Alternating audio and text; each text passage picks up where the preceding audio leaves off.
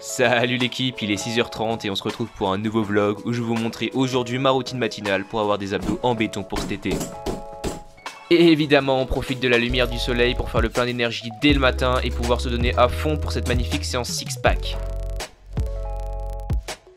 À force de vous tourner mon vlog, j'ai failli oublier de prendre mon fameux verre de jus d'Otari quotidien. Ce qui est un cheat code pour sécher même en mangeant des grosses pizzas. Et en plus, c'est vraiment excellent. Le jus d'Otari, c'est évidemment le nouveau complément alimentaire miracle dont je vais te parler en fin de vidéo. Et maintenant, suivez-moi pour ce fameux entraînement abdos. Allez, je vous emmène. Oui, plutôt je vous emmène, ouais.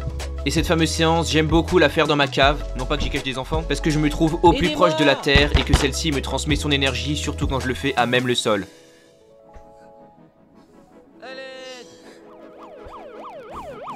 Et qu'en plus, quand je manque d'énergie, il me suffit juste de la puiser dans la terre. Et voilà, une bonne séance de fête qui te permettra d'avoir des énormes abdos, et ce, même en mangeant des grosses pizzas. Et te niquer le dos par la même occasion. Bon allez c'est bon, je m'arrête là, promis, plus de conneries pour cette vidéo, enfin en tout cas pas aussi longue que celle-là, parce qu'une intro d'une minute en disant que des conneries, j'avoue j'ai un peu abusé. Donc c'est parti, maintenant on rentre dans le vif du sujet. Dans cette vidéo, je vais t'expliquer pourquoi entraîner des abdos de cette manière, c'est vraiment pas optimal du tout pour les musclés, hein.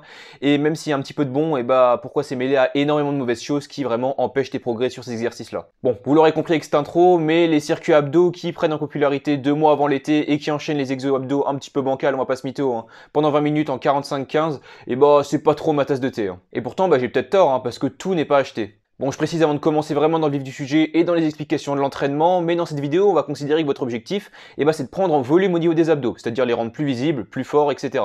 Donc je vous propose de commencer directement par faire les grilles et donc vous donner tous les désavantages que posent ces circuits abdos dans votre entraînement quotidien en quelque sorte, hein. Et après on termine par les bonnes nouvelles, comme ça tout le monde est content et on termine sur une bonne note. Bon allez, on démarre fort avec directement ce qui est pour moi le plus gros problème de ces entraînements maison pour vos abdominaux, ce qui est tout simplement leur composition et donc la sélection d'exercices. En fait, faut imaginer qu'un mec qui connaît un minimum la biomécanique de ses abdominaux, et bon je m'inclus pas par modestie, hein, vous me connaissez, et il fera autant une crise cardiaque en regardant la composition en exercice d'un circuit abdos 20 minutes à la maison, je sais pas quoi, qu'un nutritionniste en regardant la composition de ton Kinder Bueno. Après, il y en a qui sont vraiment pas mal, hein, je dis pas, il y a des circuits abdos qui sont très qualitatifs en termes de composition, mais dis-toi que s'il contient un ou plusieurs des exercices qui va suivre, là, je pense qu'il va falloir un petit peu le revoir ou voire fuir, hein. Allez, on commence fort avec les battements de jambes ou les ciseaux au sol, là, sur le dos. Tu connais très bien ces exercices si t'es un petit peu un habitué des vidéos de Thibaut InShape. Parce que même si tes abdominaux, ils brûlent un petit peu à la fin de la série, hein, c'est pas du tout un exercice qui va bosser tes abdos en mouvement. Parce que même si tes abdos, ils se contractent pour pouvoir garder ton buste au sol droit, ils se contractent même pas pour pouvoir lever tes jambes du sol, un premier piège. Parce que là, pour lever tes jambes du sol, c'est tes fléchisseurs de hanches qui interviennent pour faire une flexion de hanche, hein. Donc au final, tes abdominaux sur cet exercice, ils travaillent en isométrie, c'est-à-dire qu'ils bougent pas, c'est un exercice de gainage qui n'est pas optimal pour l'hypertrophie et c'est encore moins cohérent dans un programme de 20 minutes à la maison. Par exemple, on essaie d'investir un minimum son temps de manière correcte en fait, hein. Mais attention, je m'arrête pas là parce que c'est pas du tout les seuls exercices qui travaillent faussement tes abdos en mouvement en quelque sorte, hein. Il y a encore les mouvements de balancier, les mountain climber, etc., hein. C'est pas des exos en mouvement ça. Parce que ce sont en réalité de vulgaires exercices de gainage, hein, autant faire une planche en gros, qui se veulent dynamiques, alors qu'en réalité ils sont vraiment sous-optimaux en fait, hein, parce que du mouvement par exemple de balancier, etc., ça va générer l'intervention de d'autres groupes musculaires, ce qui va mal isoler donc le grand dos de l'abdomen ou tes obliques, ce qui va au final mal les travailler et donc pas du tout les stimuler pour leur hypertrophie. Et sinon il y a aussi les exos Instagram où tu vas te suspendre à une barre et t'as un de tes potes qui vient te taper dans les abdos, ça au risque de te décevoir, c'est pas un exo abdo, hein. Voilà. Bref, tu l'auras compris, pour qu'un exercice abdos soit optimal pour l'hypertrophie de ton grand droit ou de tes obliques, hein, d'ailleurs, il faut qu'il travaille ton buste dans une flexion de buste. C'est-à-dire qu'en gros, ta colonne vertébrale s'enroule sur elle-même, sous l'action donc du grand droit de l'abdomen, ou alors des flexions latérales ou des rotations du buste pour les obliques. Après, pour la rotation du buste ou les flexions latérales pour les obliques, tu pouvais pas deviner, je t'en ai pas vraiment parlé avant.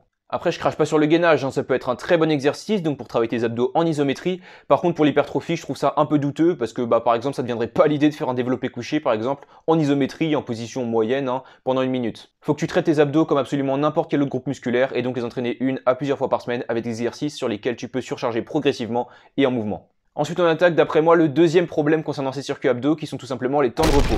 Parce que vous le savez, si vous vous entraînez dans un objectif d'hypertrophie, vous n'allez pas sans savoir que le but c'est quand même de pousser ces muscles assez loin dans un effort assez intense. Donc en gros, arriver à la fin de la série proche de l'échec musculaire. Exemple complètement arbitraire, hein, imaginez vous faites 3 séries de traction espacées chacune de 2 minutes 30 de repos, donc pour pouvoir récupérer entre vos séries, et pour pouvoir vous la killer à chaque série entre 6 et 8 répétitions. Mais ça, vous l'avez remarqué, les 2 minutes 30 de repos, ça pour les abdos, ça sert à rien.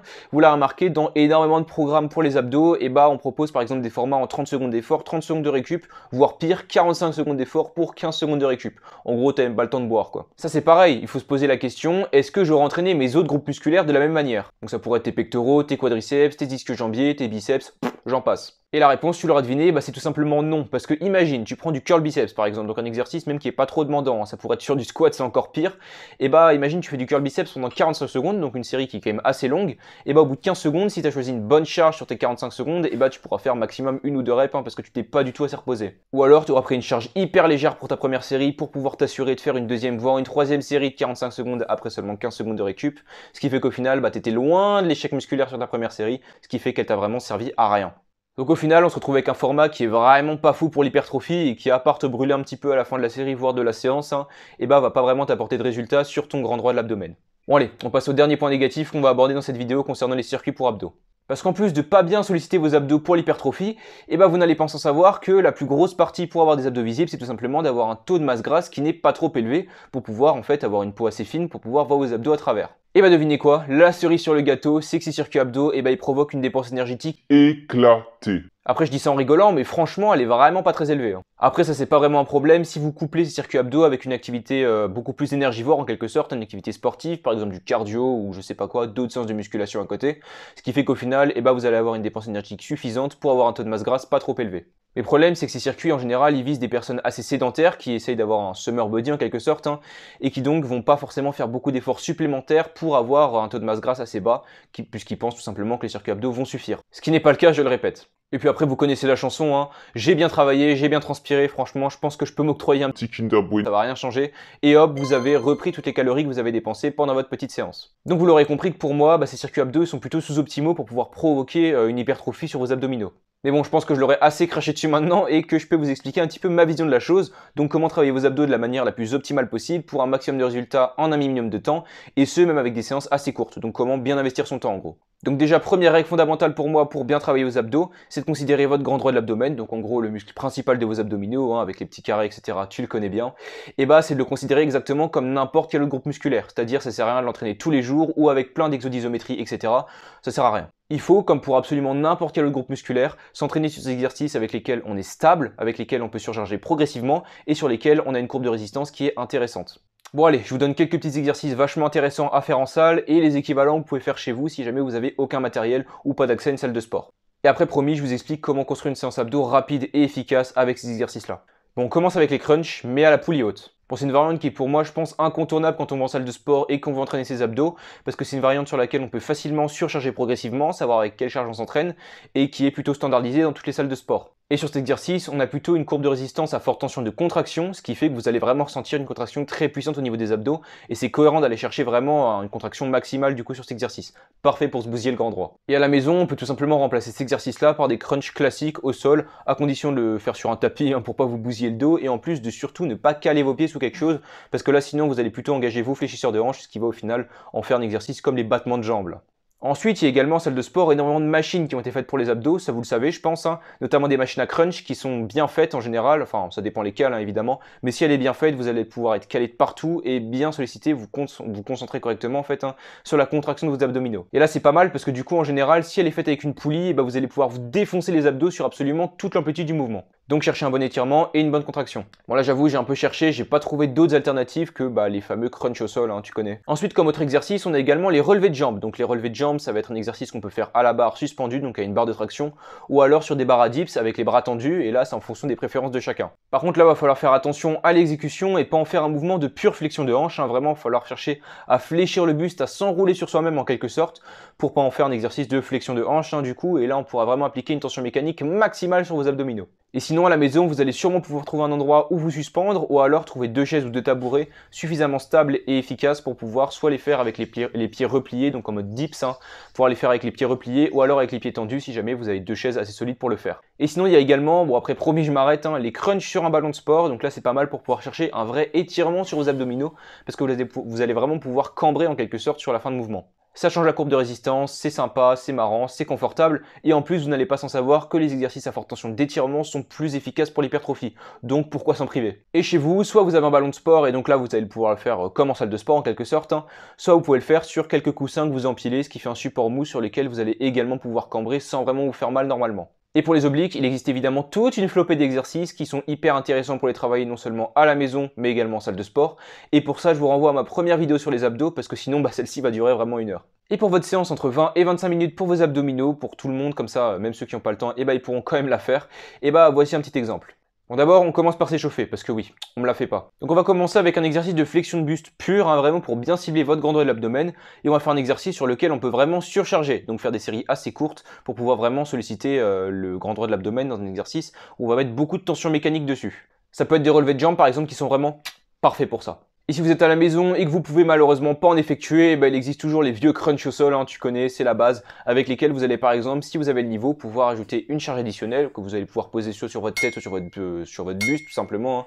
Comme ça vous ajoutez une charge additionnelle pour faire des séries beaucoup plus courtes. On va faire ici 3 séries de 8 à 12 répétitions avec 1 minute 30 de repos environ entre chaque série pour pas éterniser la séance non plus. Après 1 minute 30 c'est quand même mieux que 15 secondes, hein, je dis ça, je dis rien. Ensuite en deuxième exercice, on va rajouter un deuxième exercice sur lequel on va vraiment mettre du volume sur vos abdominaux et sur votre grand droit de l'abdomen. Donc toujours en flexion de buste, hein, et sur lequel du coup on va chercher des séries un petit peu plus longues avec une charge un petit peu moins élevée. Et là il va être intéressant de jouer sur la courbe de résistance de l'exercice. Par exemple, si vous avez du mal à ressentir vos abdos sur des exercices un petit peu plus compliqués à maîtriser, par exemple des relevés de jambes, on va pouvoir se tourner plus sur des exercices à forte tension de contraction, donc par exemple des crunchs à la poulie haute ou encore des crunchs sur un banc décliné. Et au contraire, si vous êtes plus à l'aise et que vous maîtrisez bien la flexion de votre colonne vertébrale, vous allez pouvoir le faire plus sur un exercice à forte tension d'étirement, par exemple sur votre ballon de sport, et là vous allez pouvoir vous étirer vos abdos comme un gros bûcheron. Donc là c'est pas hyper précis, mais on va faire environ 4 séries de 10 à 20 répétitions à peu près, hein, donc là ça va être beaucoup plus long qu'avant, et on va pouvoir les entrecouper d'environ 1 minute 30 de repos. Et pour finir, on chope un exercice pour les obliques qui, même s'ils ont un petit peu travaillé sur les premiers exos, méritent quand même un exercice à proprement parler pour eux. Ici, vous pouvez faire des séries d'environ 15 répétitions, pareil 3 ou 4, hein, avec environ 1 minute 30, 2 minutes de repos entre chaque série. Et pour la sélection d'exercices, je vous laisse un petit peu vous diriger vers ma première vidéo, parce que comme ça, je vous laisse un petit peu dans la merde, voilà. Et voilà, je pense qu'on a plus ou moins fait le tour de ce thème des circuits pour abdos, parce que oui, à la base on parlait de ça, je vous rappelle. Hein. Pour conclure, ça va être rapide, mais en gros, pour moi, les exercices enchaînés comme ça sur un court laps de temps, avec beaucoup d'efforts pour pas beaucoup de récup, avec des exercices un petit peu douteux, en gros les circuits abdos qu'on connaît tous un petit peu, hein, c'est vraiment pas hyper optimal pour l'hypertrophie, et je pense que vous pouvez trouver beaucoup mieux pour le même temps utilisé, et avec beaucoup plus de résultats. Et sinon, j'espère que la vidéo vous aura plu, n'hésitez pas à liker, commenter, vous abonner, partager, vous connaissez la musique, tout le monde vous l'a fait. Du coup, je vais pas m'éterniser là-dessus, j'espère que vous passez une bonne journée, etc. Et sur ce, moi, je vous dis ciao, j'ai autre chose à foutre. Allez, ciao!